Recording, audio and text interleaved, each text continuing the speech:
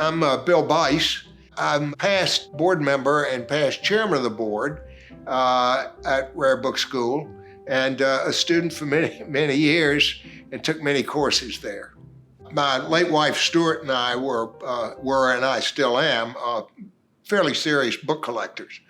And I'd been involved at the Grolier Club for many years in New York, which is the great club devoted to the art of the book, as you all know, as everybody knows.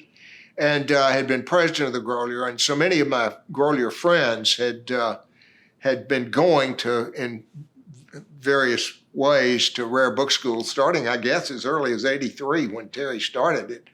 But in 2000, Stuart and I went down for the first time to take courses at the Rare Book School, and we took Martin Antonetti's wonderful course on the history of the book to 1800. And I'll talk more about that maybe later because it's seared in my memory and really made me a great believer in the role of Rare Book School. And so we continued to go down and take courses, took 4 or 5 more courses. Took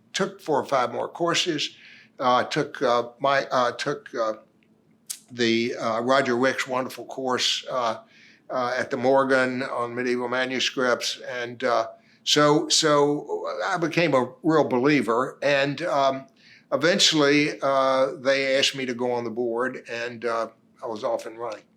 I guess I've had the distinct pleasure, or maybe the burden, of being it hadn't been a burden, it's been a joy to be the chairman. I've been on the board and was chair of the board under both the directorships of Terry Bellinger, who retired in 2009, and Michael Suarez, who came in 2009. Terry had his own style, and many of my happy memories are of that style and of the way Terry ran things, particularly the social side of it. I mean, we all know his brilliance on the academic side, but the board meetings were great fun and really kooky.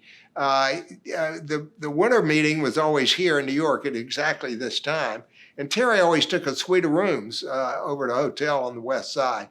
And we met in those suite of rooms early on a Saturday morning during Book Week in New York, and then had our meeting, and people sitting around on the floor, people sitting on sofas. It was not the way you normally attend a board meeting, but it worked. It was the Rare Book School style. It really did.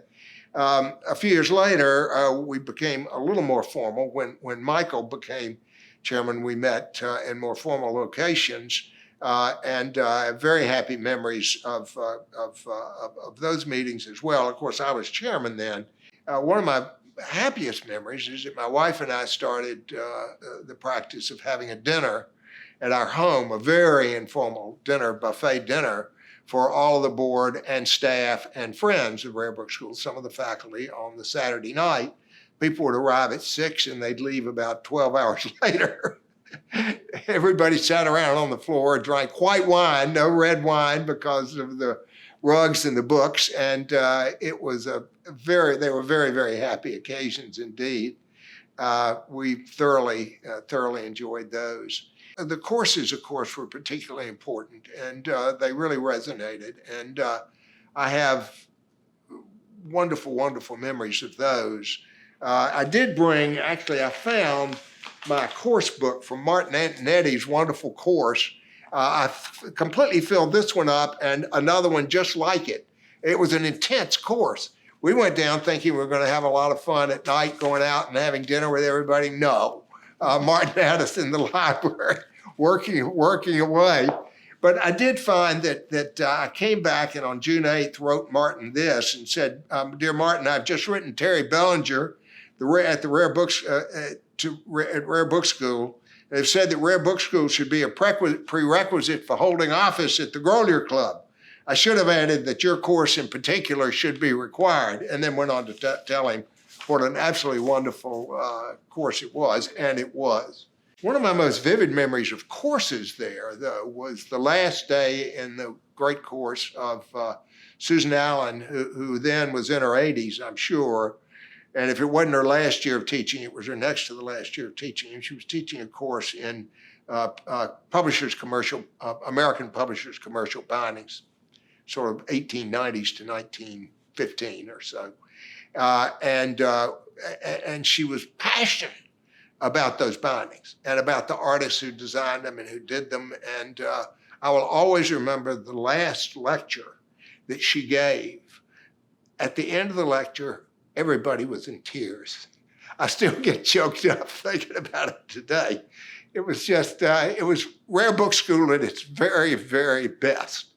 Intellectual, totally into the work, and it was a wonderful, wonderful experience. The transition might be interesting to you between Terry and Michael, because I was chairman of the board then, and in 2008, Terry started talking to me. I was then chairman about retiring, and was determined to do so soon. He'd won a MacArthur. He'd put a lot of money into the Rare Book School and a massive amount of energy into the Rare Book School since 1983 when he founded it.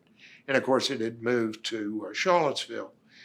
So we did, and he and I discussed it, and then we had a talk with the people at UVA because he was a university professor. They had an international search. They came up with a number of candidates that they really were high on. They narrowed it down to Michael. Michael then was in England on his English part of he was at Fordham and at Oxford, and he was then on the Oxford part of it. And John Castine was in England and interviewed him there, was sold on him and said, well, the search committee likes you, I like you, if Buice likes you, you got the job. Michael came back, and we had what to me is still one of the most memorable meals of my life. We met at the University Club for breakfast, and it was the longest breakfast I've ever eaten. It was a really quite wonderful occasion, and I, of course, was completely sold on Michael, and it began a long friendship. So the Michael agreed and came on board, and we went through I guess about a year of transition. Terry was still very much around, but because he was very much around, he was, part of the bones of the place. And of course, we all know what a brilliant job Michael has done in his leadership. So the transition, every transition is bumpy, and I won't pretend that there weren't some bumps, but it worked out very well. And look, here we are today with this absolutely wonderful institution devoted to the art of the book and to printing.